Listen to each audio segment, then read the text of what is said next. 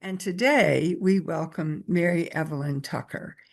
Mary Evelyn is, I would say, I would actually say the leading guru of, of the global conversation and action for ecological care and justice. She has been at the center of this movement as a scholar, as an inspirer, as a leader in project after project. And I can only briefly share with you what some of those projects are right now, but she will bring to us the richness of that history and her continued research and work in this field. First of all, I just have to say, Mary Evelyn has a heart of gold. I have considered her a friend for many, many years. She has an imagination for what could be in the universe, and she gives herself, along with her husband, John Grimm, to this work, and it has made a difference.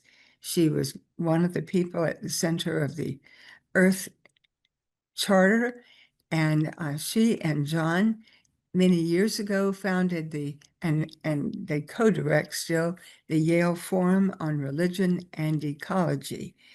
They are also affiliated faculty with the Yale Center for Environmental Justice and at the Yale School, and that's connected to the Yale School of the Environment. Mary Evelyn's work has always spanned the globe, and her own specialization has been in Asia, in Chinese religion. So she has built deep relationships with China and with other Asian countries. She also has done a very challenging and important set of works in global religions and ecology. So she helped to found a series of 10 conferences and books on world religion and ecology. These conferences took place in Harvard University in the late 1990s, and they yielded a series of 10 books, 10 conferences, 10 volumes.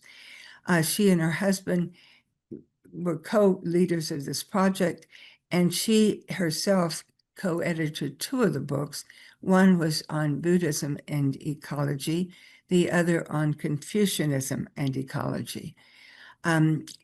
Continuing that work, she and John also wrote a book called Ecology and Religion in 2014, and she still writes a great deal and publishes a great deal and encourages other people to write.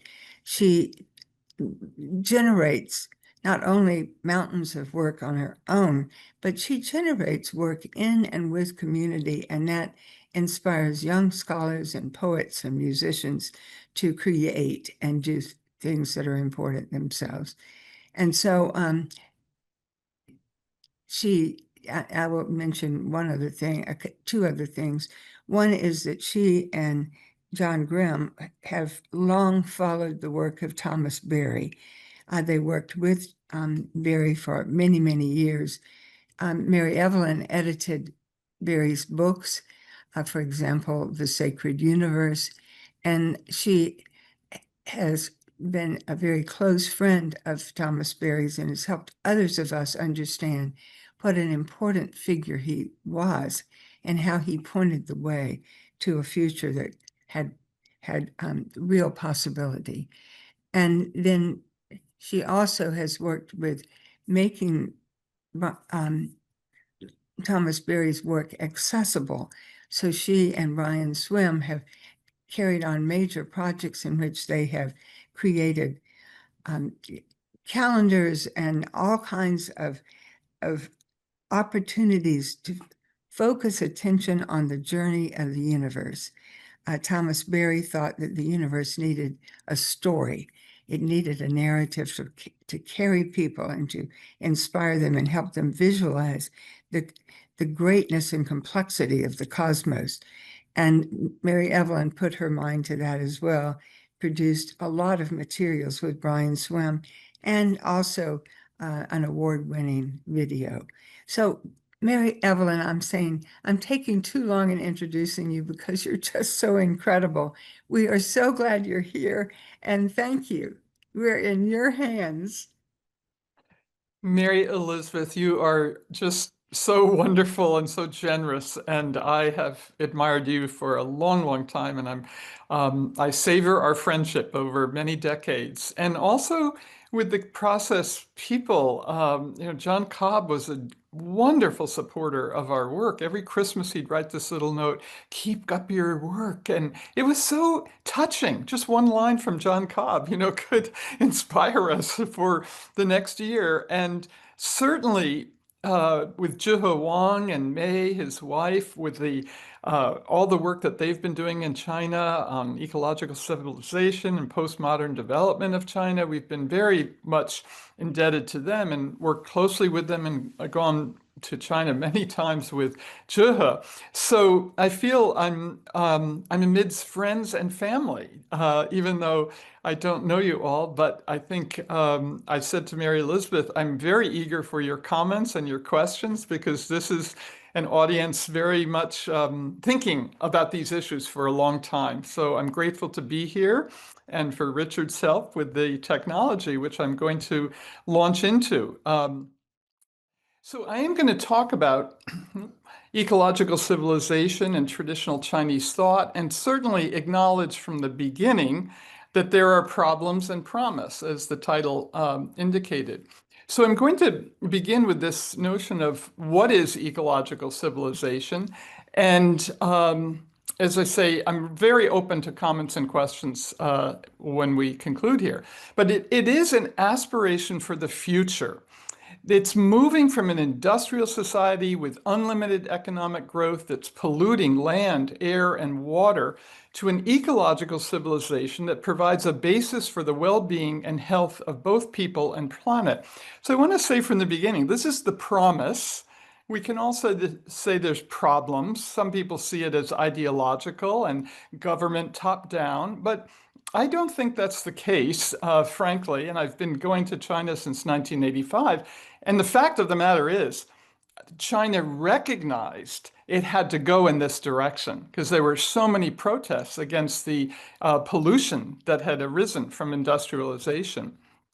And that's where we come to this next slide, that the modernization in China over the last 75 years, the Chinese government has lifted hundreds of millions out of poverty. And this has never been achieved before in human history. So we have to recognize, again, what actually happened. But the unintended consequences of pollution of air, water, soil, and food safety issues led to this need for a shift from an industrial revolution to an ecological civilization. And in many ways, and that's what Jeremy, I'm sure we'll talk about next time, that's where we have to go as a planet. And so John and I and others, Zhihe, feel that China is giving a model. Again, imperfect, but it is something we have to think about not only for China, but in the West as well. Now, here's the point. We're going from sustainability to flourishing. And Thomas Berry especially used this word flourishing. Sustainability sounds a little bit static. I like to say my relationship with John isn't just sustainable, it's flourishing. So this flourishing means it's a broader vision for systemic changes in China. And this has gone into the constitution there since 2018. And it involves many sectors, which also makes it quite unique, to promote the coordinated development of material civilization, political civilization, spiritual civilization, social civilization, and ecological civilization. Now, this integrated perspective is what I find very fascinating, and others do as well. To say political and spiritual is fine, and ecological even, but to put in there material and spiritual, the material referring to economics and so on, But spiritual, that doesn't come up in sustainable development in the West, except in certain, I would say, rarefied circles and many conferences I've been to, but it's not mainstream at all. And this is part of our challenge, isn't it? As many of you being theologians and philosophers and so on, how do we get a language of spiritual and ethical transformation embedded in conversation with all these UN conferences, whether on climate or biodiversity loss and so on? And that's a concern of mine and many others, and why ecological civilization has something to offer. It's integrated. So it also is on the ground. There are ecological improvements that are astonishing. Since my going there, as I say, in '85, air pollution is markedly reduced. Every city in China, except for Beijing, has been radically cleaned up. We would always come home, before with throat issues, and John Cobb and Zhuhe can testify to that, and those of you who've been there. But even Beijing is better now. And mined and quarry areas are being remediated. Afforestation is one of the most astonishing projects in the world, and grassland management efforts. The desert expansion, especially in the north, is increasingly curtailed and reversed. This desert in the north is the seventh largest, and since 1988, a third of this Kubichi desert is now stabilized by vegetation. But what I need to add to this slide is there's a project called the Great Green Curtain of all the way across northern China, and it's the largest effort at reforestation in the world. There's one in Africa called the Great Green Curtain in South Sahara. There's one coming into being in the US from Maine to Washington State. But the statistics are amazing what they have done. So this isn't just aspiration of ideas. It is doing and practice, which is quite remarkable. Now, as well, they have a carbon neutral goal for China, and they aim to peak emissions by 2030 and go carbon neutral by 2060 in accord with the Paris Agreement. If accomplished, this would lower the expected rise in global temperatures by 2.2 degrees. This is the biggest single reduction ever estimated by the Climate Action Tracker. I was at Climate Week in New York just 2 weeks ago. All the news was about China announcing even further reduction of greenhouse gases. Again, they have coal, certainly, but this is a transition that is going to take years and decades. I asked this wonderful professor in China back in the spring, how long do you think ecological civilization will take to come into being? He just looked at me with a wry smile and he said, 100 years. So, here in the West, we have sort of this purity. Oh, China still has coal. And where are they on this issue and that issue? This is a long and complicated tradition and transition. This is, 1.4 billion people. So imperfect in part, but moving. So climate awareness, this is, I think, one of the most astonishing things. 95% of Chinese people know that climate change is a threat to planetary well-being and that action needs to be taken. This was done by a pollster, social scientist, Wang Binbin, who's a close friend. She was here at Yale as a World Fellow, and she's back at Peking University. And this is not something that's just made up. She has done the polling for this. So economic change is also considered. There are efforts toward implementing a green GDP and a circular economy in China. These are in conferences we've been going to for the last decade. They actually talk about a circular economy and a green GDP. Again, the realization is very difficult, but grassroots movements are pressing these alternative economic indices and so on. So would that we had this in the West, and that they're not just on the periphery. So the major transition to renewable energy from unsustainable coal power plants, China will not build them abroad, to sustainable solar panels and electric vehicles. You all know that China is the world's largest producer of these. But here in this conversation, there's this spirit of renewing the human spirit. So it's an energy that's physical to alternative and renewable energies, but there's something about the human energy and reviving a worldview that promotes this sense of a vital energy for the transition on the scale we need. And by the way, Teilhard de Chardin is the process thinker that is so important to us, to Thomas Berry, to Brian Swim, to John. And that's why we made Journey of the Universe out of that, because Teilhard was calling for, between the two world wars, he saw ennui, he saw breakdown of human energy. So he has a whole book on human energy. How can we revive the spirit of zest and joy? We're at a very similar moment. And that's why I like to connect the renewable energies to renewing of the human spirit. So the paradigm shift that's needed for people on the planet, you all are familiar with this, but it implies shifting from an anthropocentric to an ecocentric worldview in China and in the West, namely from a human-focused perspective to an organic, holistic worldview. And the term that's used in China, thanks to Du Weiming, the Confucian scholar, is anthropocosmic, the human amidst the whole cosmos. So in a Chinese context, this implies a broad paradigm shift from a human-dominating worldview to recovery of an anthropocosmic worldview where humans are situated within the cosmos and Earth. And clearly this is needed around the world, it's present in indigenous traditions, but East Asia has a robust sense of cosmos, Earth, and human as the triad, as their essential cosmology that's a continuity of being. There's not radical transcendence to a divine outside of this continuity of universe, Earth, and human. And when we show our film in China, which is in Chinese, the book is in Chinese, the online courses are in Chinese, they get it. At the end of the film, Brian Swim gets onto the boat going out of Samos, and he says, what if we imagine ourselves as the minds and hearts of the universe? The students, the faculty immediately get that. So this cosmic sensibility is highly developed in China, the microcosm of the self with the macrocosm of the universe.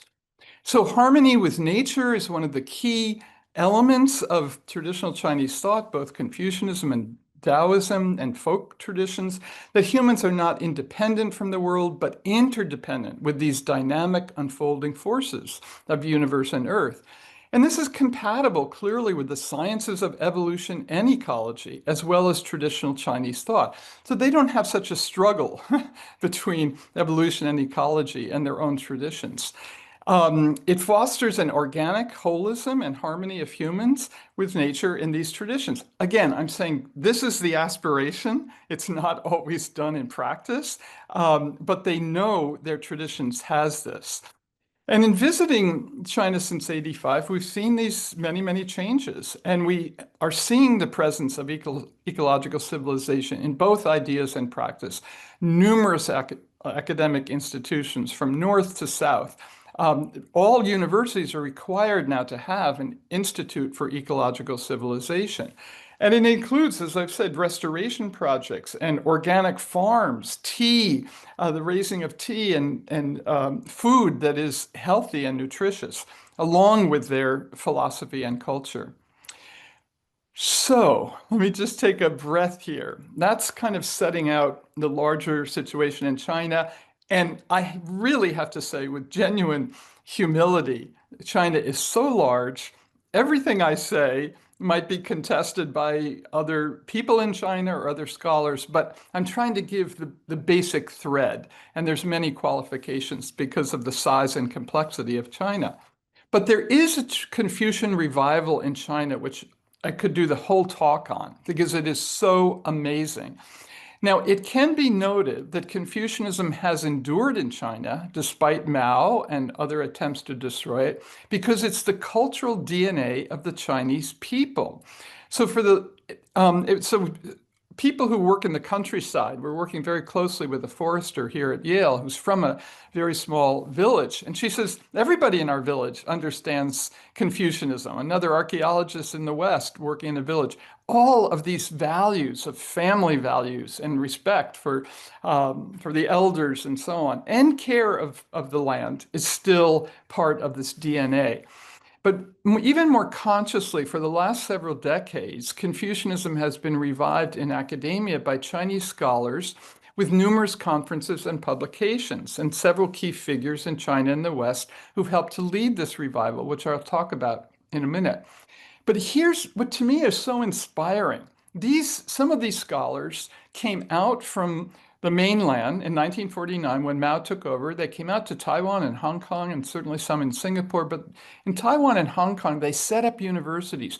They intentionally kept the thread of Confucianism alive when it was being destroyed in the intellectuals, in the academies, and so on. It's one of the greatest stories in human history of the oldest continuing civilization's tradition that was held together by a thread of the intellectuals, even though embedded in the social structures. And it's a marvelous story of what these scholars did. Now, our early encounter with China and Confucianism came through Theodore de Bary, a great Asian scholar at Columbia, and Thomas Berry. They traveled to Beijing in 48 to study Chinese language and culture, especially Confucianism, and then they brought the Chinese traditions at Columbia, where I studied with de Bary, and at Fordham, where I did my master's with Thomas Berry.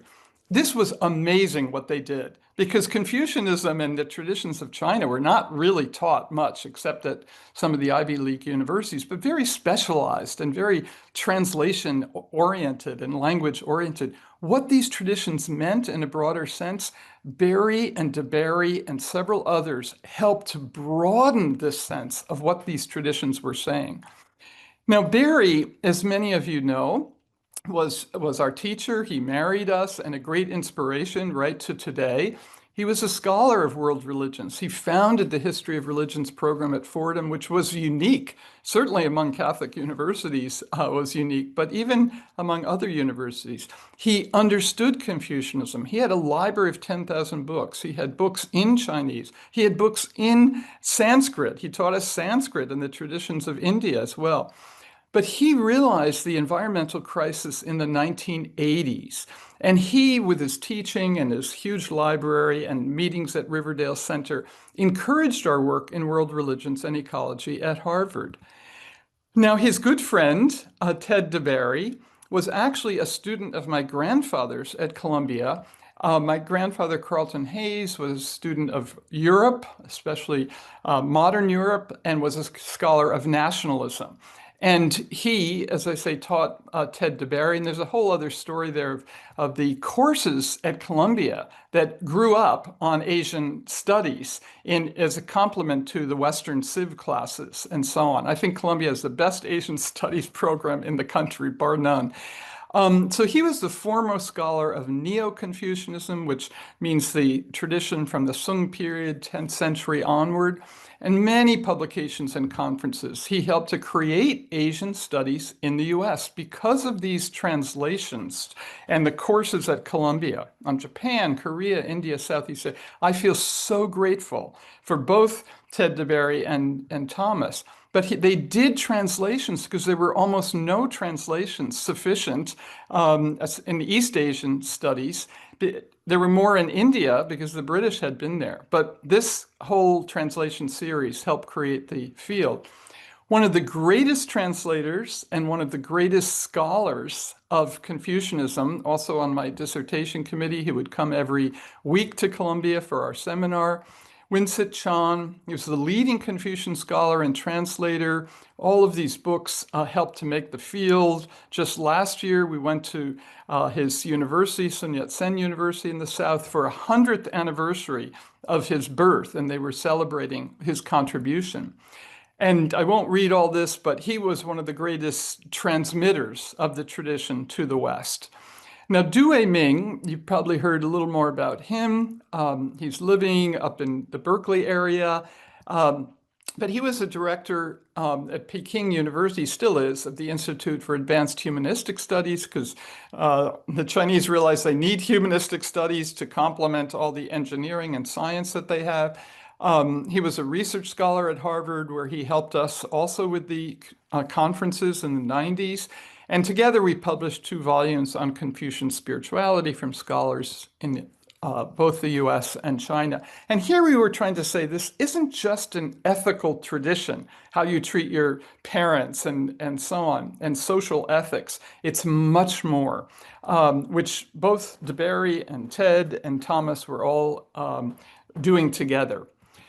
So, Dewey Ming wrote this very important article, Religion and Ecology, Can the Climate Change? I'm not going to read all of this, but at the very end there, you can see where I'm saying that key figures in new Confucian thought, he was called one of the new Confucians coming out of Taiwan, signaled the movement from both the retrieval and reappropriation of Confucian ideas.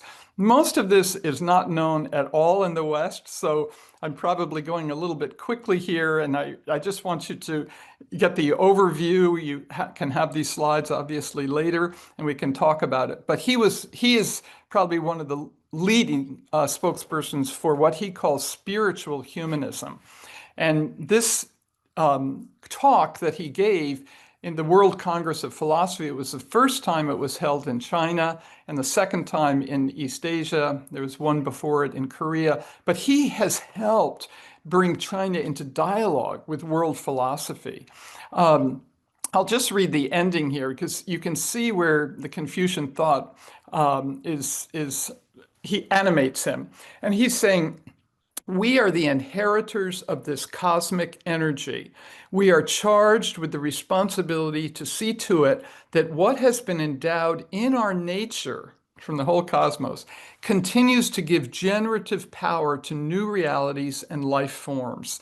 And I just want to comment that his English is so eloquent, like Thomas Berry's, but he gives you this cosmic feeling, right? Just in those few phrases there. Now, the other person that has a connection to China and to our work, as you probably know, is Teilhard de Chardin, who spent some 20 years in China as a Jesuit paleontologist and geologist of Earth and universe history. And going to China, many, many people know him, partly because he participated in the discovery of Peking man, but his anthropocosmic ideas that were part of this vast evolving universe inspired many of us, and especially for the Journey of the Universe film. So we were actually directors of the American Teilhard Association for 40 years because his thought meant so much. We followed in Thomas Berry's footsteps and many others who had led it before.